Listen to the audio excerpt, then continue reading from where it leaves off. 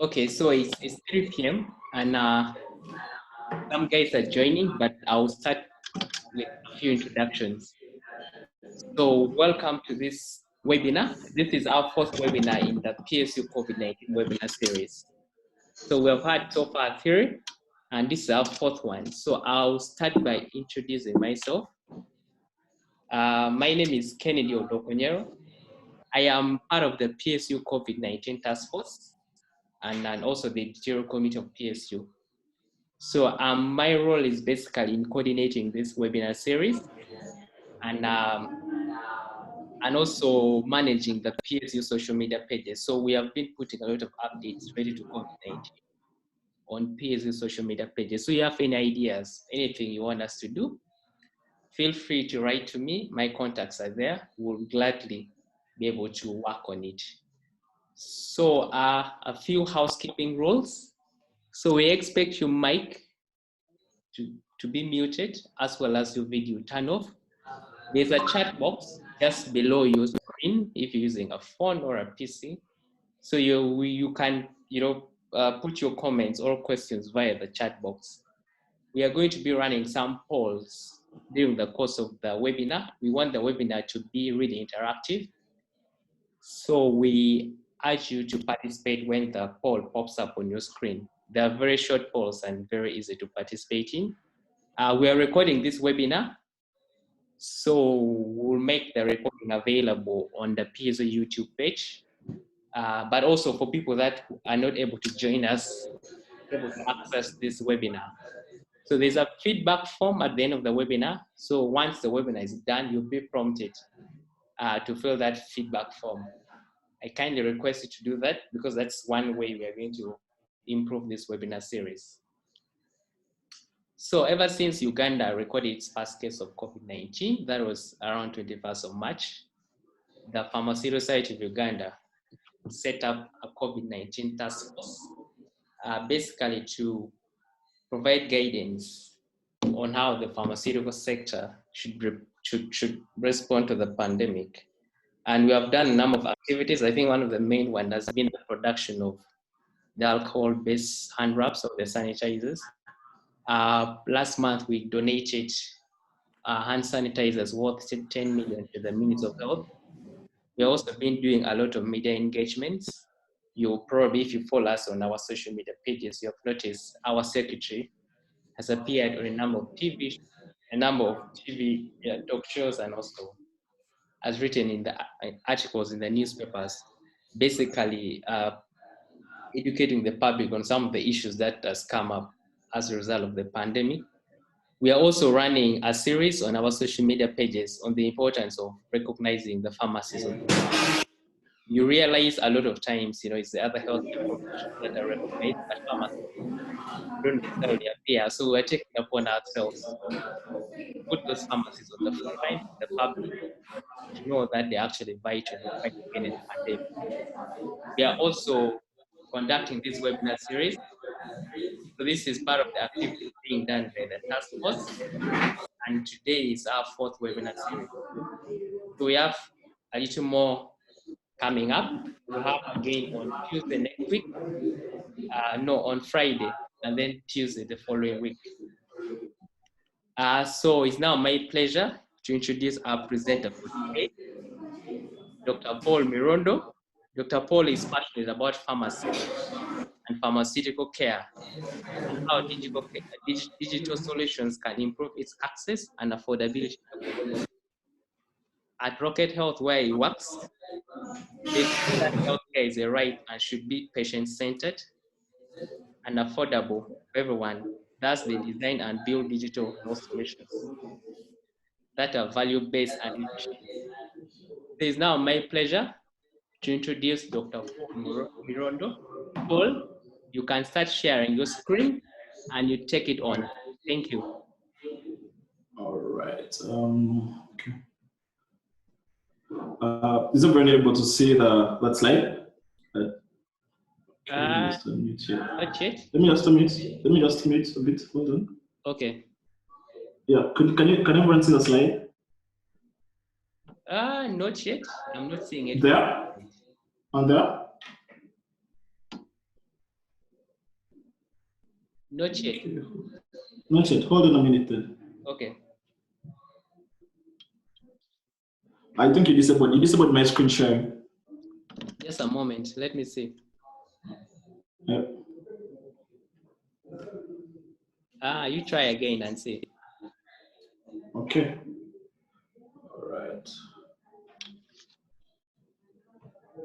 Okay, we can see it now. There, everyone. Yes, so you can proceed. All right. My name, like Kennedy introduced me, I'm Dr. Paul Mirando from Rocket Health. Basically, we at Rocket Health, we do telemedicine, as I'll be discussing in this presentation. And yeah, we shall understand what telemedicine is. I know I've received a few questions. What's telemedicine? What's telepharmacy? Is it even a thing? How does it even operate? People have been, I've seen so many comments regarding telemedicine, and if at all it is even illegal. So in the next about 30 minutes or so, I'll just throw more light on telemedicine and telepharmacy. What exactly are we doing at Rocket Health? And then why even telemedicine in low and middle income countries, for example, Uganda?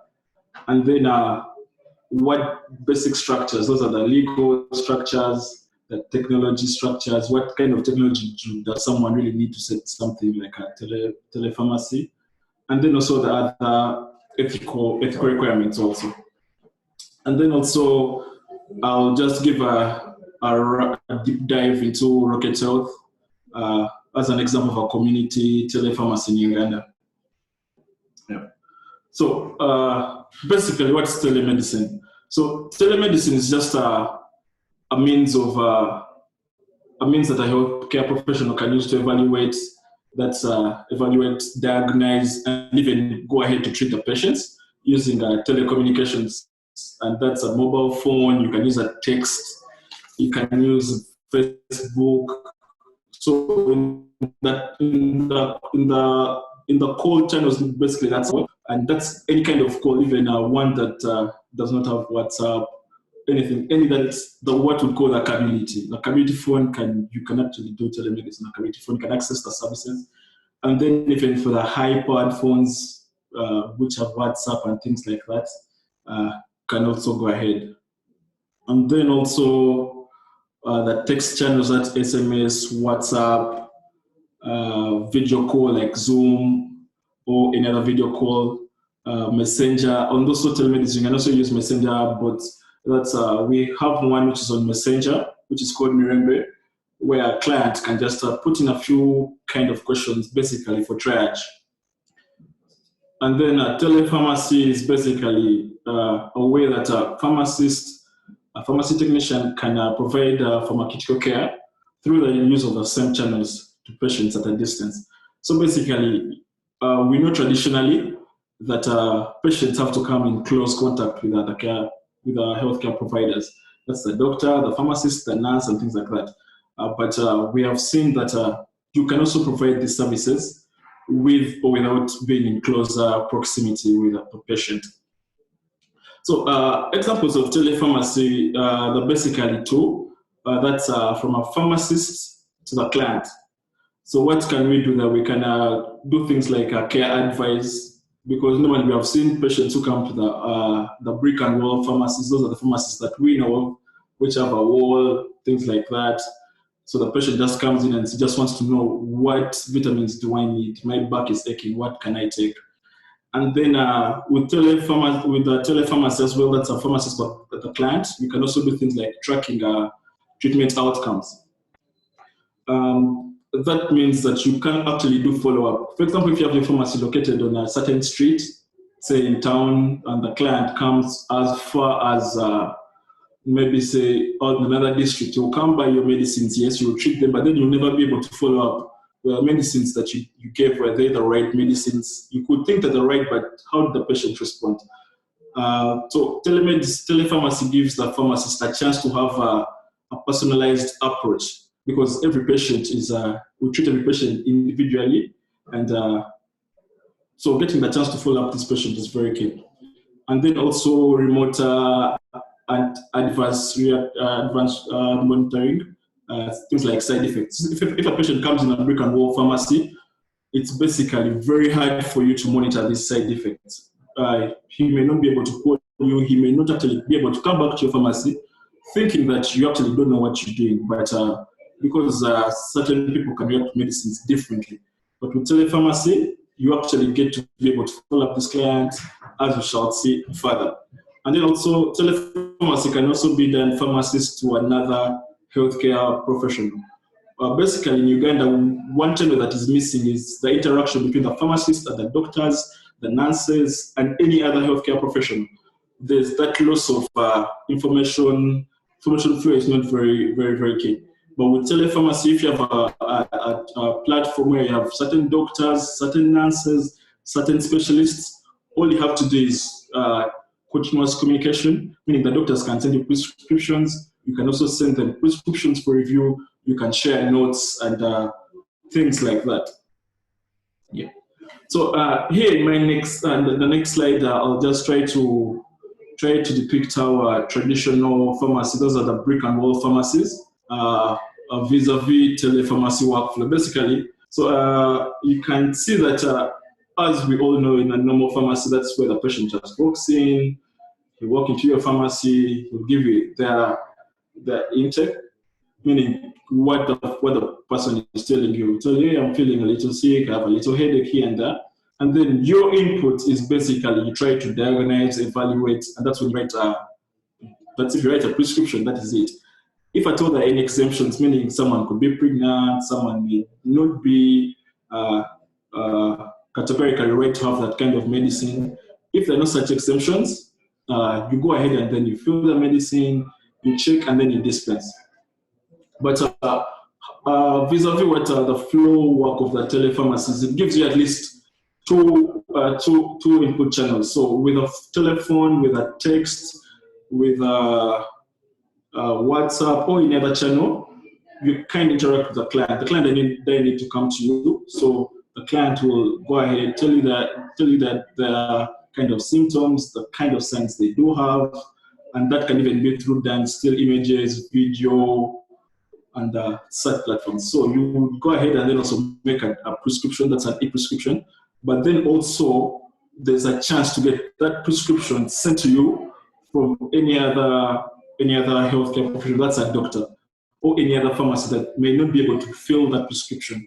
So that's what we call the e-prescriptions. So they can send you the prescriptions, you go ahead as a pharmacist, you look at, if at all there are any exemptions, those could be things like allergies, things like contraindications, such things like drug interactions. So if at all those are not there, you will go ahead and fill that prescription, you check that prescription for any errors, and then you go ahead to dispense. So basically, I just wanted to put this in context as we try to move ahead.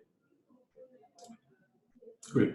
So, one of the questions that they were asking me is, how does someone start telepharmacy? How does what's the basic structure of telepharmacy? How can one start from the ground up?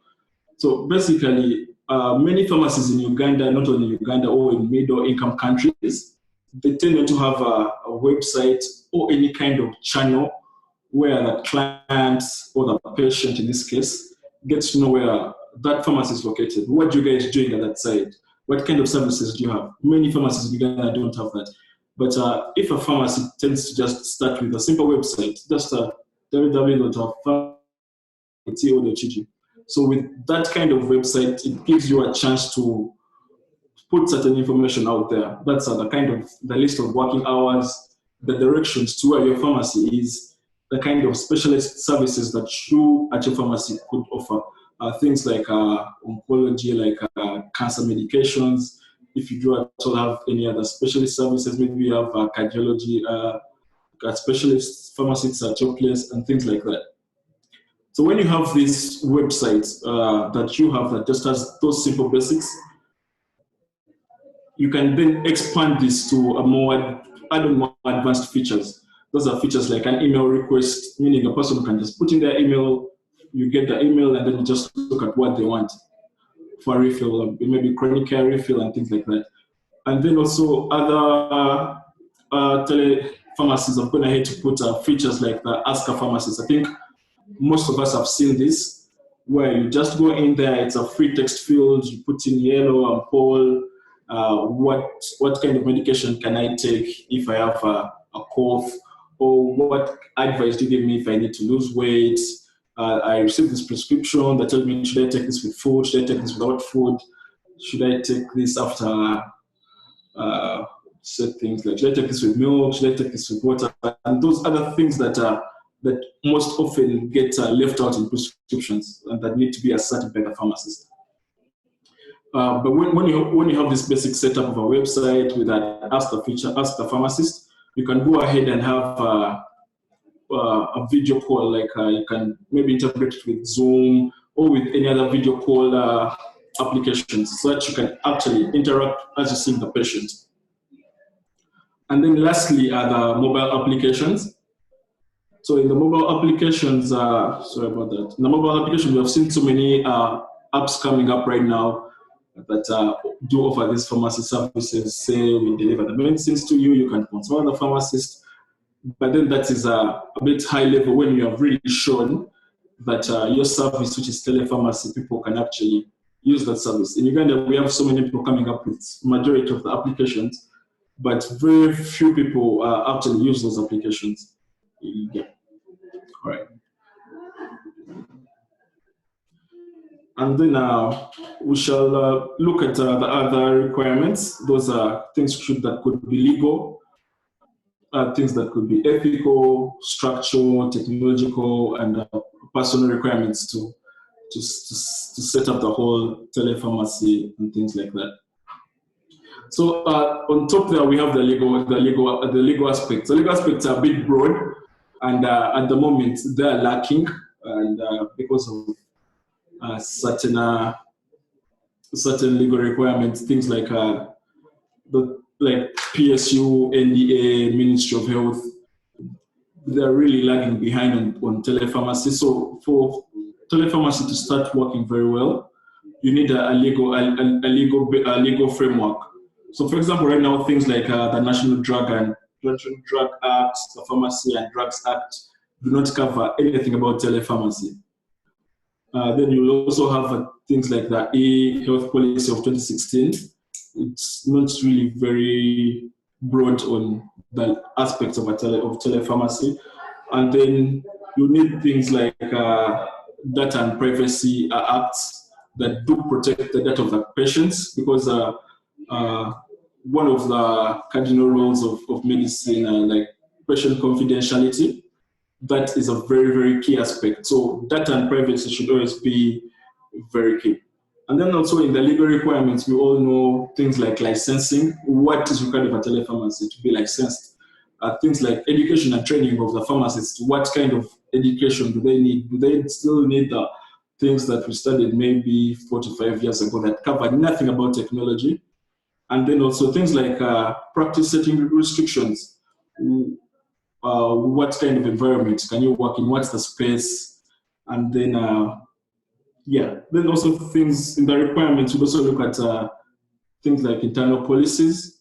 Those are clinical management policies, standardizing of documentation, SOPs of care. How do you provide your telepharmacy? And then also things like continuous CMEs, continuous medical education. Those are also very key in the legal requirements. And then also part of the, so legal and ethical is move in hand. And then also the structure requirements, those are practice settings. To be able to do a telepharmacy, you will need, of course, you need the structure itself. It will be no different from any other pharmacy, because you need where you need to keep your medicines. You need things like you need things like space. You need things like shelves. How do you keep your medicines? Are they kept in the right temperatures? And all these requirements have to be, always have to come from the law down to the structure setup. And then one of the big aspects are the technological aspects, which all requirements. Here we have, you can do, are you going to use video call or still images? Still images are just the pictures. Is it going to be a telephone? That's a call, just a simple toll-free number, or a number we just call 077 something and people can reach you? Or are you going to do a voice over internet protocol? Those are the internet calls. Or is it going to be a web application that's like a website? Or is it going to be an application? And then the personal requirements, that's the training and educating of the pharmacists. When I joined Rocket Health about close to 3 years, 2.5 years ago, I had been basically taught the normal pharmacy, which is about dispensing. You have to be in touch with the patient, you have to see them, you have to be there, you have to touch them if there is need. So the training and education needs to change a bit. Most of the pharmacists may not be able to use it in just simple applications like Excel and things like that. So getting up them to speed with the technology is also very, very necessary. And then things like licensure, that's licensing the pharmacists and the technicians, which is also very, very, very, very important. And then other things that I could have left out in these slides are things like internal policies. For you able to give a very good telepharmacy services, you need to be ISO certified. ISO certification means that you're following the right processes, you have the right SOPs in place to protect the data, to protect the clients, and things like that. So basically, if I'm to give more light on the ISO 9001 policy, that's a quality management system that ensures all aspects of a company and operations meet global standards. It will here at Rocket Health, the kind of telemedicine that you'll find here is the kind of telemedicine you will find even outside East Africa and outside Africa. So the standards have to be the same. You don't want to walk into you don't want to interact with one telepharmacist and they're giving you less than what someone else is giving you. Yeah. So those are part of the requirements to be able to set up a telepharmacy. And then one of the many questions is why telepharmacy? Why now? Very, very many people, when I was beginning telepharmacy here at Rocket Health, were like, do you guys even receive calls? The patients, do they even interact with you? Because it would seem, why telepharmacy? It seems something that is really expensive. But why telepharmacy? And why telepharmacy in Uganda? Why telepharmacy now? Basically, we all know that almost about, not really clear on the figures, but almost every Ugandan right now has a mobile phone. That is a basic mobile phone, which you can just do simple calls. So if majority of the Ugandans are able to access a mobile phone, that means they can actually access this service, which is making it very, very convenient. Right now, we get to speak to people as far as Dubai, America. All they just need to do is reach us via other platforms like the WhatsApp, and then they get to interact with the pharmacist. So, and in this area of convenience, it's very, very, very important for any client to have convenience in any kind of service that you're trying to offer them. And then the second justification is very simple: on demand. For example, if someone out there just basically just needs painkillers, why should they move 1 or 2 miles to get that service? Why should someone leave their home where they are, they're seated comfortably, they have nothing, just needs the medicines refilled? Why do they need to walk to the pharmacy, to your pharmacy? Why do they need that? All they need is a medical refill. They can just send you a prescription. So on demand is you get the service you want. You already ask what you want. If it is chronic care medicines, you know your hypertensives, you have been on hypertensives for some time. You don't need to really go in the pharmacy, queue up with other people who may have other illnesses when you know exactly what you want. And then the costs are reduced because you do not need so many structures to set up. You just need one location and you're serving a large number of clients. You end up seeing that your costs are reduced. You don't need so many supply chain pharmacy. All you need is one pharmacy, a simple computer, phone, and you can serve your clients. And this in turn reduces the cost of the medicines and also the cost of basically other things that are interacted that go on to the top of the medicines. And then also patient care. Right now in Uganda, patient care is not really centered towards the patient. You walk into the pharmacy today and they basically will give you what the last person did, walk in the queue code. Maybe if you have, like, say, an antifungal infection, if you're a lady, they'll just give you antifungals. The person just speak from the pharmacy, just give you, won't take history of where you work, because there's actually no time for this. There are actually very many people in the queue who are waiting to make money. He will never give you that time to listen to your queries. Maybe you actually even have other diseases, other comorbidities, but because the person, all you're having in this short interaction over the counter, the person just wants to give you the drugs, sell you the drugs, and walk away. Write your receipt and then walk away. But with telepharmacy, with telemedicine, the care is very patient-centered, meaning it is very individualistic. Every patient is catered for. Like, how is this done? So basically, for every patient we interact with, all the data history, the clinical history, we enter them in what we call an electronic medical record. So because most of the brick and mortar pharmacies cannot have this kind of setup, when you walk there, they won't even know your name or where you are from. They will not ask you these questions, even if in this area of COVID, when you go into a pharmacy, you say you have a little flu and cough, they won't even ask you where you were in the last 1 month, even if you're from out. But with telepharmacy, we take each patient's record, that's their details, their names, medical history, past travel history, and anything like that. So once we review this kind of data, we tend to make our own management policies, also because in also conjunction with the national clinical guidelines.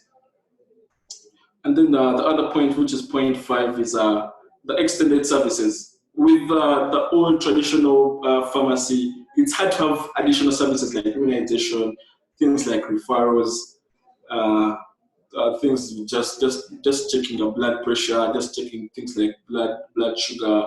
Those kind of services are hard to have with the old brick and mortar pharmacies. But if you have a telepharmacy, all you need is you can extend the services, say immunization, vaccinations, referrals. You have this platform where you can extend those services as we move along. And then the most important point is the follow-up of patients.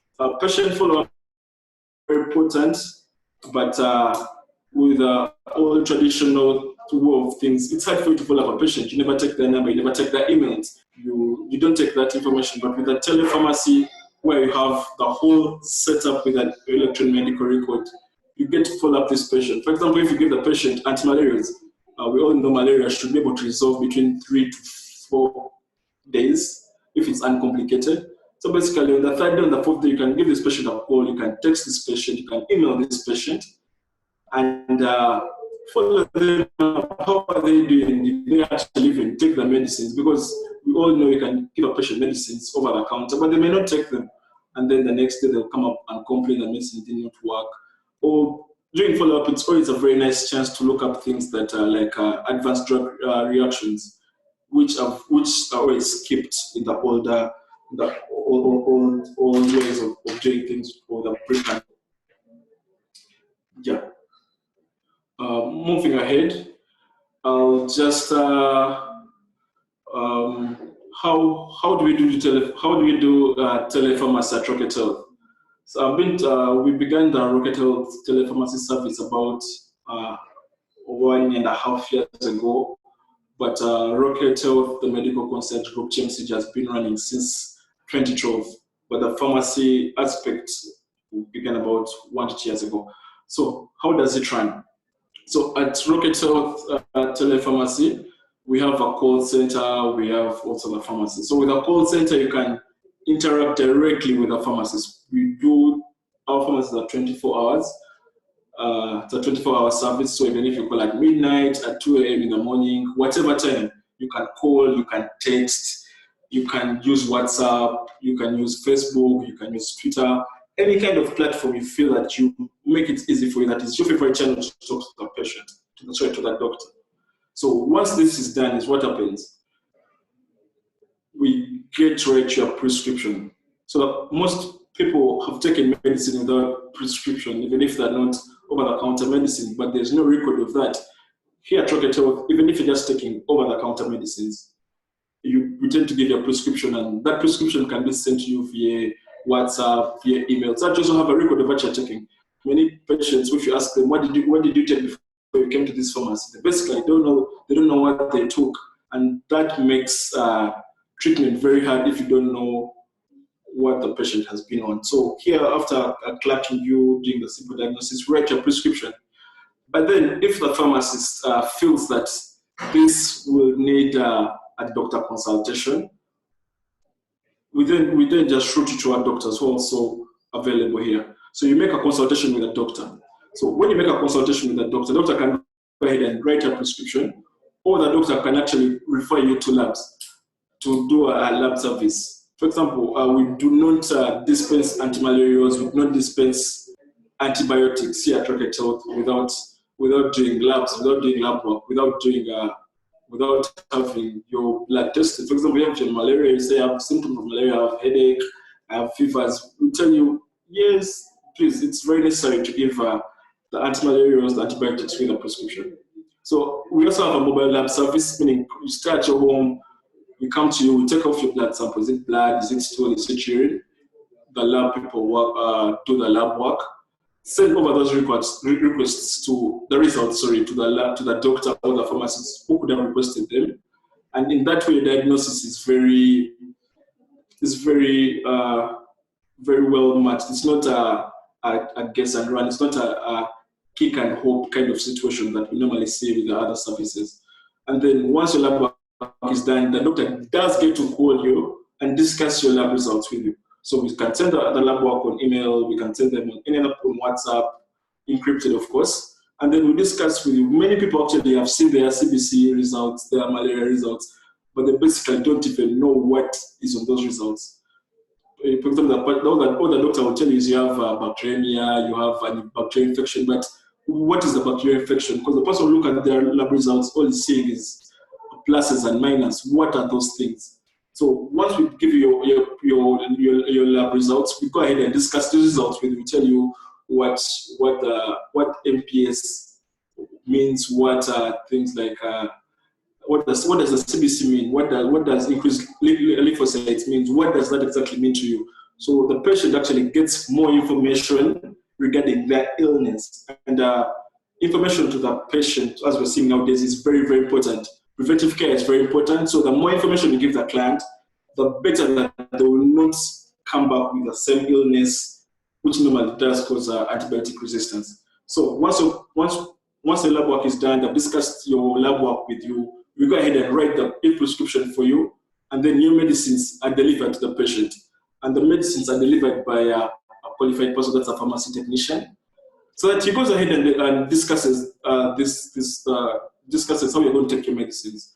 How are you going to, how will you take, is it 2 times 3? Those are 2 tablets every 8 hours. Is it for, what, because normally you write to a client 2 times 3, what does it mean?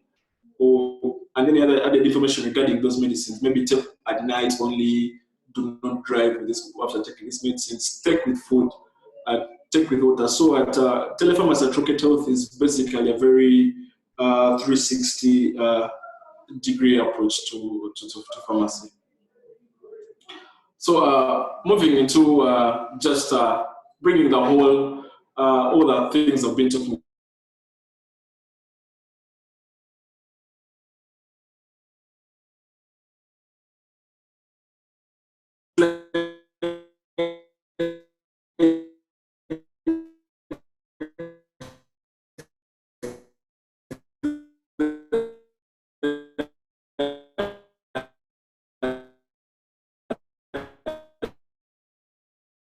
we also put a section for prescription medicines, vitamins, and supplements, section reproductive health products. So what a client does is, if you log onto our website, which is rockethealth.show, you fill in a few details. That is your age, which is very, very important. We do not supply medicines to people who are not 18 years and above. And then if the medicine that you need is a prescription medicine, you have to avail us your prescription. If you go in there, you'll see that there's a field for prescription, and then you can attach your prescription. If you're unable to attach your prescription at that particular point in time, when we deliver these medicines to you, we always request for the prescription. if you have no prescription, you have not seen a doctor, you have not consulted with anyone, we always advise you to consult our doctors so that you exactly know why you're taking those antibiotics and things like that. So with such a way, you try to minimize antibiotic resistance, you're minimizing things like polypharmacy and any other side effects that a person over the counter could just come and pick and, and go away. But then you also have a person can also interact with a pharmacist at Rocket Health through other channels that I talked about. That's telephone, that's on Facebook, on email, on a video call like Zoom, on things like Twitter, any platform that you feel like is really comfortable for you to interact with a pharmacist is very important. And we all know that pharmacists are very unavailable. The numbers of pharmacists who are patient are very low in Uganda. Patient to doctor ratio is very, very low. You find one, I think the pharmacists maybe 20,000 Ugandans also. I'm not really clear. So that's why most of the people really do not do they know the pharmacist? Who is the pharmacist? In the brick and mortar pharmacy, the pharmacist is not even there. So how do they interact with the pharmacist? So telepharmacy gives you a chance to be in direct contact with a pharmacist. So it's really improving the way the pharmacists can do their work and their connection with the community, their connection with the patients, which is actually very important, has been lacking over this year. And then also on the platform, like I said, you can have other services. You can extend your services. You can have things like labs. You can have things like vaccinations. You can have consultations. We also have a clinic. If at all we find that you need a physical examination, you can visit our clinic. We just write you a referral letter, and then you go ahead and visit our clinic, which is located on Lumumba Avenue. And then also, so basically, this is it. So you have the medicines, your pharmacy services delivered within Kampala. All you have to do is just make a simple phone call to that number. You can WhatsApp your prescription. Right now that we see very, very many people are home, they can't access their doctors, they can't access their pharmacists, but maybe you have your prescription that you got about a month ago also. You can send us the prescription via that WhatsApp number. You can log into the Rocket Health shop, and then you get exactly what you're looking for from the pharmacist. And then we also have extensions, like I said. We need to change the way we view pharmacy. We need to change the way we view technology. Right now, everything is technology based. Why not pharmacy? Why not medicine? So with telepharmacies, you can, if you have a self-border app, there's a platform. And self-border in no way does not handle the logistics, does not store these medicines. They do not have anything to do. It's just an extension. So you go on the app, and on the app, they're basically just over-the-counter medicines that you require. So we try to adhere to all the policies. So you go in there, basically, it's us at Rocket Health, the pharmacy technicians that do store these medicines.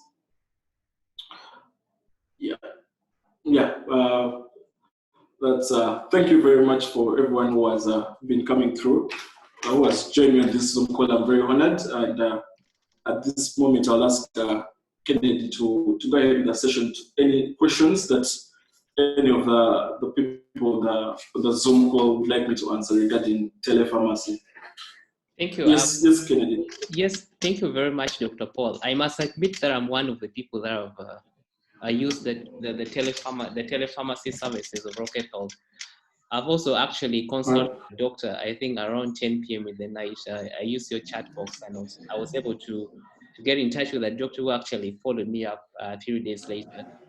So I think I can, I would say I can be an ambassador of the good work of the telepharmacy services at Rocket Health. So let me just run a poll here to just see what people are going to do after this. All right. So I'm just going to launch a poll. So this poll is going to pop up on your screen, and just participate in it. So are you currently implementing any form of telepharmacy in your pharmacy? So just tap out. Just select if you, from what Dr. Paul has described. Just give us a sort of a picture if you're running any form of telepharmacy services. I know it's a coronavirus pandemic that actually made a lot of pharmacies to realize that they actually need to take their services online. So I'll let this poll run for about 50 seconds, and then we'll see the results.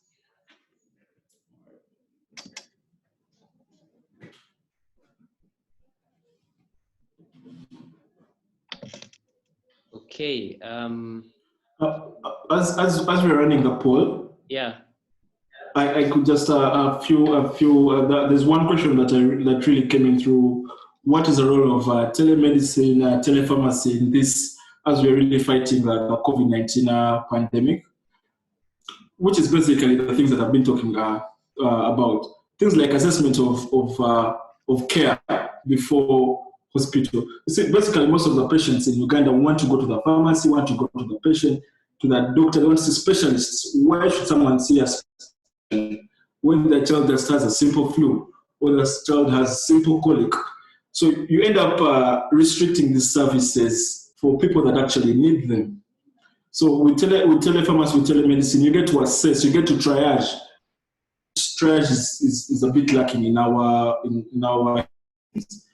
and then you get things to do with remote consultations. At Rocket Health, the medical concierge group, we also do other projects, other remote consultations. For example, we're working on a project in the northern Uganda where people who have HIV/AIDS get to consult with the doctors all the way from Lira, from those northern Uganda, the Luo sub-region. So a patient on the ARVs gets to consult with a doctor. How are they taking the ARVs? Are there any side effects they're having? Because we know in certain areas which are outside Kampala, the patient-doctor ratio is even worse. You cannot find even maybe 10 doctors in a simple area away from the regional referral hospitals. If you go outside there, you don't have to talk to a doctor. You can't talk to a doctor. And then also remote care advice. Why does someone have to go to the hospital just to seek things like, how do I lose my weight? Things like, how can I improve my lifestyle? Just simple care advice, which is so you can actually disseminate this information from your area. And then also things like regarding the COVID-19 pandemic, it's always important to link suspected patients or suspected clients to Ministry of Health. And we have seen Ministry of Health setting up call lines, call centers, basically to be able to do this linkage between suspected clients and where they can access the treatment for COVID-19. And then also doing things like remote lab pickups during pharmacy chronic care refills. If you're a chronic care patient, you do not need to go and see a specialist every month if at all you've been adherent to your drugs very effectively and following all the care advice. All you need to know is when you get your refills at the end of the month, we can come and do things like lab tests. That's if there's need to. Or we do things like we take off your blood pressure if you're hypertensive, we take off your blood glucose levels if you're diabetic, and then you get your refills delivered to you. And then also the most important thing I think in the health profession is information. Information is very, very key for any kind of disease, any kind. As long as the community is very informed, you find the cases or the diseases in the community have really, really gone down. If people are really informed of what they're doing. For example, the COVID-19, all you have to tell people is social distance, wash your hands, sanitize, and basically that's how you're treating COVID. People have to be informed. So with telehealth, telemedicine is a very, very good channel to disseminate information. All right. Thank you. Thank you. The result. Yeah. So right. These are the results for our poll. So we can see that about 50% of our participants actually are not running any form of telepharmacy service in their pharmacy. So we do hope after this, webinar, you can, go back to your bosses or even the pharmacy owner and, start thinking around how you can actually, leverage the technology you have to take your services online. So we'll go to the questions. We have quite a number. Hopefully we can run We can run them within the next 15 minutes or so. Some of them are out of the context of the presentation, but nonetheless, I would expect Dr. Paul to try to answer. So some of the questions came through email. So this is from Magala. He's saying, we have heard so much from the scientific community in terms of preparedness and containment strategies in the fight against COVID-19. Unfortunately, not so much has been heard from pharmacists. Any tracking of treatment, recovery, or outcomes? That's a question. I don't know if you can respond to it. All right. Like I said in my slides, pharmacists, we all know it's hard to find a pharmacist at the pharmacy premises. So basically, what does that mean? The community do not know what the pharmacists are doing. You ask people, you have already seen on the news, people are saying a pharmacist was arrested, but that's not even a pharmacist. So with telehealth, with telepharmacy, the pharmacists in Uganda are getting, I would like to say, a platform where they can actually interact with the patients. So in the case of COVID-19, if you're a pharmacist, the patient will not be able to come to you. What do you do for the community? What are the pharmacists doing? For example, now the pharmacists at PSU, they have really developed a nice sanitizers. So a pharmacist role in this COVID-19 is about patient education. What kind of medicines? We have seen people taking the hydrochloroquine without a prescription, azithromycin, and this is a very nice chance for the pharmacists to come out and say, you can't take these things without prescription. These things are not for you. This is what happens if you take azithromycin without a prescription. This is actually what happens if you take hydrochloroquine without a prescription. This will not help your treatment. You cannot take JIC, it will not help you. So basically, that is where the pharmacists should be able to come in right now. Because pharmacists are known to be the drug experts. And right now, this is a very good platform for them to contribute through telepharmacy. Yes, thank you. Just, I think a few additions to that. So Pharmacy Society of Uganda actually has released a number of statements actually to inform the public on some of the issues that have been coming up. For example, the use of hydroxychloroquine, that, some people had actually started stockpiling, to treat COVID. So we actually been doing a bit of that work. So the other question is, what challenges are being faced by telepharmacy practitioners? This is a question from your class. What challenges are you facing working at Rocket Health?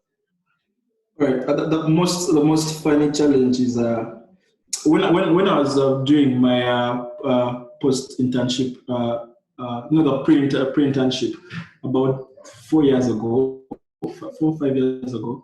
One of the panelists asked me, "What's the difference between a pharmacy and a shop?" But before that, I'd already dispensed in some pharmacies around, and basically, the question was so funny because I didn't see any difference in the shops next to the pharmacy and the shop that is next to the pharmacy and the shop that is just selling cakes. So I found it very hard to answer that question because when you go to the normal pharmacies, you walk in, you tell them what you want. If you want cake, if it's a shop you want cake, they give you cake. If you want azithromycin, they give you azithromycin. If you want hydrochloroquine, they give it to you. So the most the challenging bit with the telehealth, telemedicine is you have to adhere by the rules. So you have to adhere to the rules, which is a challenge, but it's a very, very key important thing. And then also, majority of the leaders in the old doctors, the old pharmacists, they think this thing doesn't work. How can you sell? How do you treat someone without seeing them? So mind change. Even from the top, things like professors, people have PhDs, they're finding it hard to grasp the context of telehealth. So those are the challenges. And then also the aspect of technology. When you come from an area where you have just been taught in classrooms, on the board, you don't interact with that technology. So it's hard to change that. Yeah, and then also the other legal aspects, things like a PSU, NDA, Ministry of Health, I would say they are behind on things like this, on things like telepharmacy. They should be giving us opportunities like this one to actually advance this thing instead of fighting it, because basically you don't need to be in touch with someone, sell them a cough syrup. if someone is coughing, what are the symptoms of cough? Very basic symptoms of cough. You know what cough is. You need to see the person to do that. So there are those challenges of legal challenges which are not yet set up, but still even individualist challenges from people who have been practicing for like 20 years who do not see change as very, very important. So, but yeah, that's the major challenges. Also in training, because you normally dispense over the counter, but now this is different. You have to take a phone call, you have to see the chart, someone has to take you. You don't see the patient. So there's you have to improve your I would say diagnostic techniques, because all they're doing right now is a phone call or a text. Yeah, which is a bit challenging from what we already know. Yeah. Yes, thank you. So just to add something, I know the Ministry of Health has taken interest in telehealth, and I know there's a guideline. The Ministry of Health currently is working on guideline on telehealth, on mHealth, I mean. So I've seen a draft of that, so I know when the right time has come, it will be disseminated for people to provide that input. So the other question is from Joseph. How is telepharmacy applied in the pharmaceutical supply chain?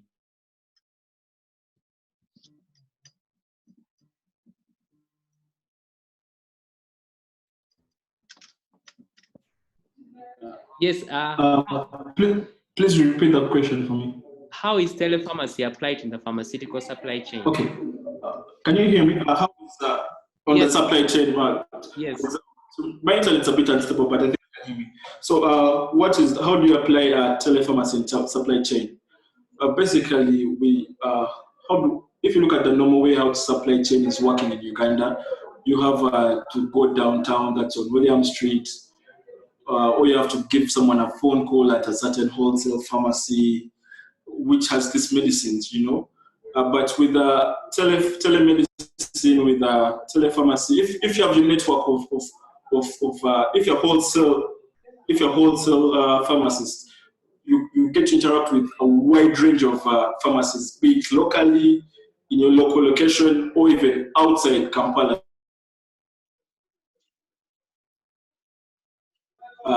There are LPOs, your channel that is through your website, and then you get to send them these medicines. You can serve way much clients than you would have served if you didn't have a platform where people actually know what do you have in your pharmacy. Many people don't know. You have to walk into the pharmacy and then get disappointed. You go downtown, you tell them you need this medication, then you have to move around, and then that's very hard on the pharmacist or anyone in supply chain. But imagine a wholesaler had this platform out there. You know the medicines that you are looking for. You are a pharmacist. All you need is log in there and exactly get what you want. You don't need to waste a lot of time going downtown, talking to the person, I need this, I need this. Just push a few buttons in there and have your supplies delivered to your pharmacy. So it's a bit very cost effective and very efficient in that supply chain. Thank you. So I know you mentioned a bit of training. So Godwin is asking what steps can be taken to prepare for the incorporation of telepharmacy in the BPharm curriculum for pharmacy school. What steps basically? I think that question is a bit tricky for me, because that means you need to sit down with the PSU council and things like that, because I think it's the mandate of PSU to the ones that the ones that do set the structures for any added courses into the curriculum of the pharmacists. So those things have to come from the pharmacists themselves, but also PSU has to incorporate this in the curriculum. Meaning they have to develop the curriculum. They have to be the lecturers are able to teach this kind of things to the students. Basically, right now, I know very few pharmacists in Uganda who are doing telepharmacy. So one of the bottlenecks will be who's going to teach these things, who knows these things, which is also very, very hard. So the communication has to start with the pharmacists, then PSU, the council, and things like that. They develop this curriculum, they pass it, and then the pharmacy schools can then go ahead and have this taught in the schools. Thank you. I know the president. I know the president of PSU, Dr. Gwang, is on this call. I hope he has taken that message. But also, we are going to have a webcast, a panel discussion next week on how COVID-19 has affected the pharmacy education.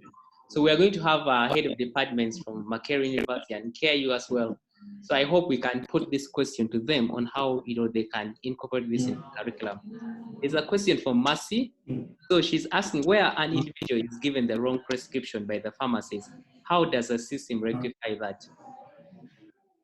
Where an individual is, if an individual is given a wrong prescription, right, yes, a wrong prescription, because you see, the thing with telepharmacy, what it does is it leaves a trail. Because it's if you walk into the because once a doctor gives you a prescription, that record is in your patient record from the day when you began interacting with a doctor or the pharmacist. All your prescriptions are there. So if at all someone's given a wrong prescriptions today, here at Rocket Health we have what we call we have routine CMEs and routine continuous assessment, meaning we go through people's prescriptions, we go through Dr. A's prescription, we discuss was it the right prescription, and then that helps you to improve yourself as a pharmacist, to improve yourself as any other healthcare professional, meaning you get to discuss what person A dispensed yesterday, what person B dispensed yesterday, and then you can actually go into that patient who was given a wrong prescription, you call them up, and you find a way of informing them that yes, you did receive a wrong prescription because of mistake A and B and C, and then you get to rectify that. But with the ordinary ways of doing things, if someone there's even no prescription, you come to the counter, they just give you the medicines, you go away. The next day you come back, you tell the person, yes, I received this medicine, but hey, where's your record? And no one knows that even you actually pick these medicines from here.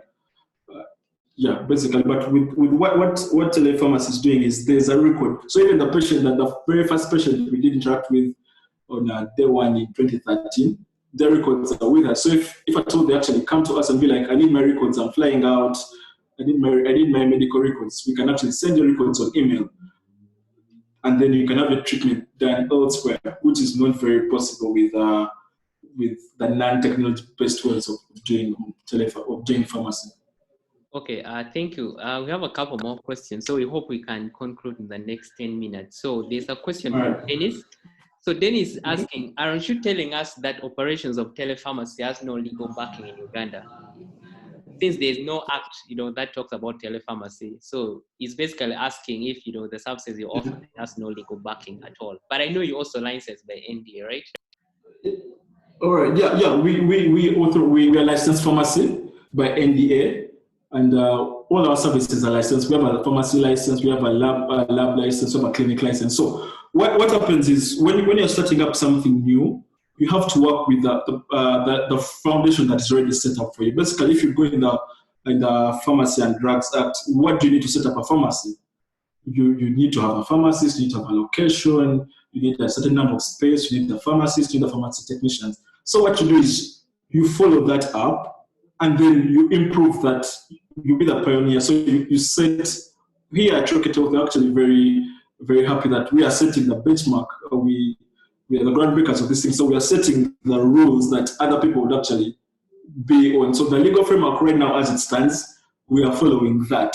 So it's up to the PSU, Ministry of Health, NDA, to catch up with us. So we follow what's a pharmacy, what do you need, and then we adhere to that. And then the other provisions of having deliveries, be able to call a pharmacist, that's when those ones are lacking. But then we are following the other standards which are already set in place. So it's legal. Yep. Thank you. So the other question from Dennis, you have responded to it already in your presentation. It was just asking, the steps of diagnosis, history taking, lab investigations. I know you mentioned that at Rocket Health you have a lab services. You also have a clinic that a patient can walk in. So I think you have answered that.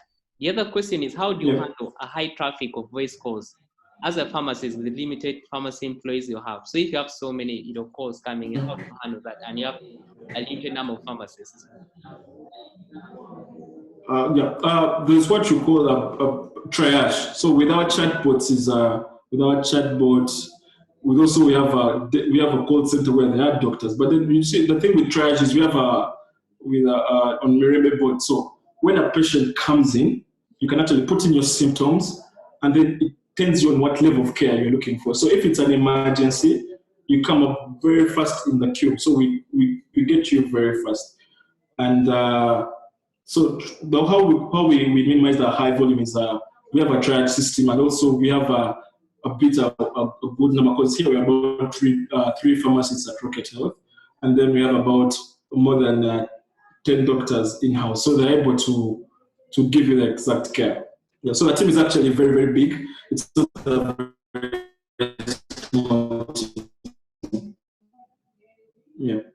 Okay, thank you. Thank you. Yeah. Yes, the other question is, what measures have you implemented to avoid irrational use of Class A medicines by any client at yours or at any one time? So, what measures do you put in place to avoid irrational use of Class A medicines?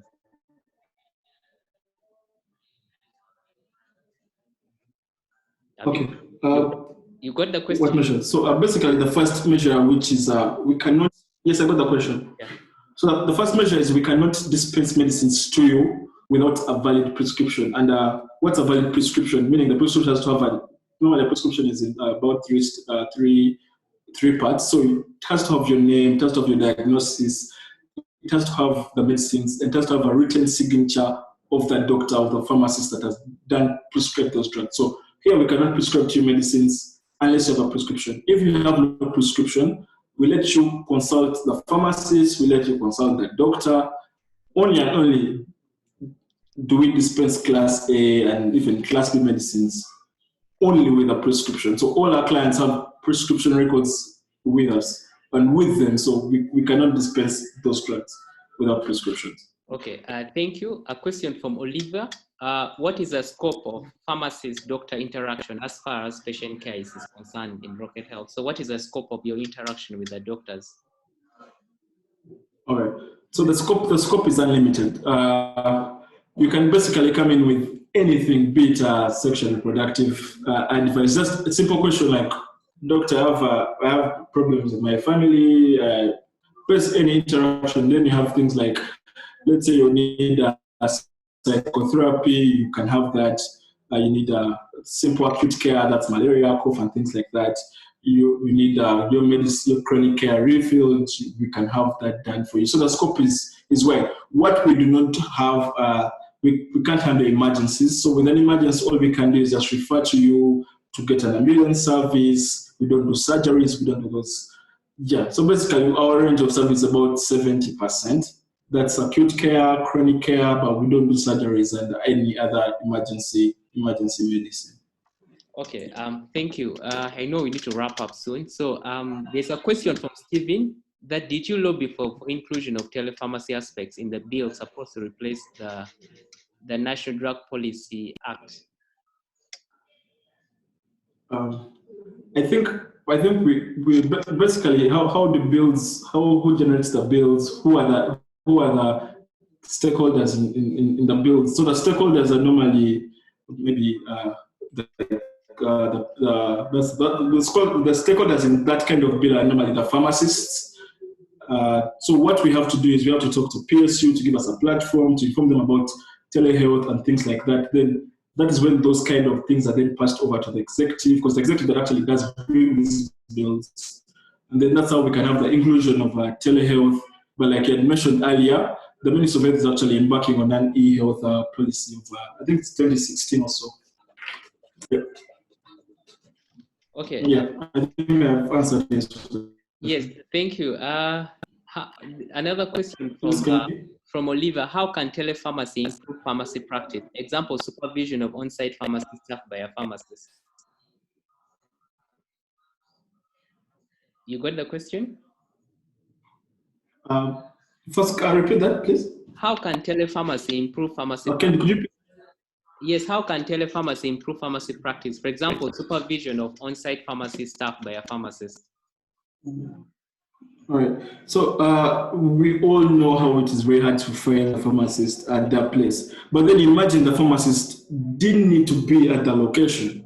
The pharmacist has to have to be in his home, for example, where everyone right now, very few pharmacists are working. So imagine you at your home, you have your computer, you have your phone, or any other means of communication. You have video clients. All you have to do is you talk to this client. From whether you work here, you send them your prescription, and then the medicines are delivered to them, or they can actually go and walk onto to the pharmacy. So supervision and provision of pharmaceutical care to the patients through telepharmacy is actually a very, very, very big platform that can be used to actually provide these services, even without a pharmacist being a location. Imagine you have 5 days in a week and 3 days you're at the location, and then the other 2 days that you're not at the location, you're able to still provide the services that you're paid for away from the location. Let's say your pharmacy is in Arua, your pharmacy is in but then your pharmacy is in southern Uganda. You can never go there.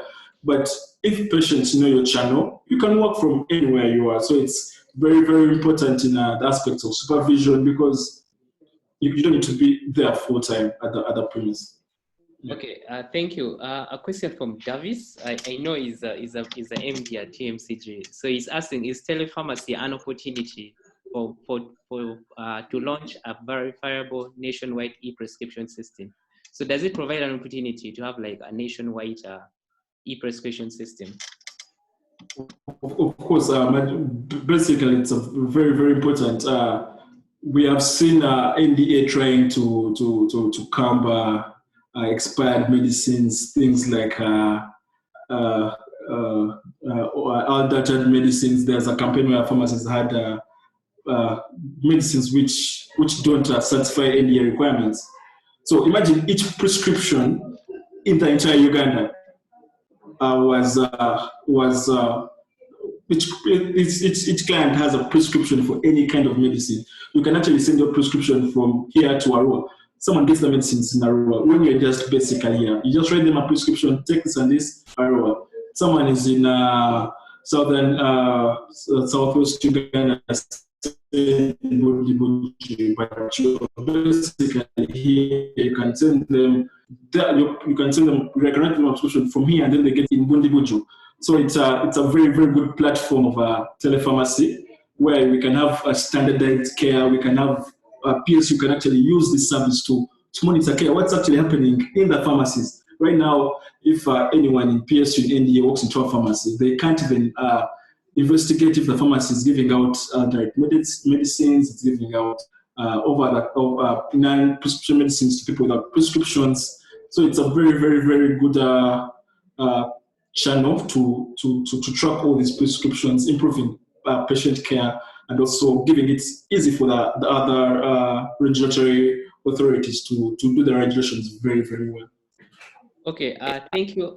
The other questions, I know you actually answered them in your presentation. One is on the security, the importance of ensuring that the data of the patients that you receive are safe. You also talk about the legal application. There's a question from Henry, that one you answered. Then Patricia, there's a question from Patricia. Have you looked at the option of partnering with health facilities close to them for things like labs work or simple checkups like BP in order to guide your decisions of patient care? You got the question? Yeah, I got the question.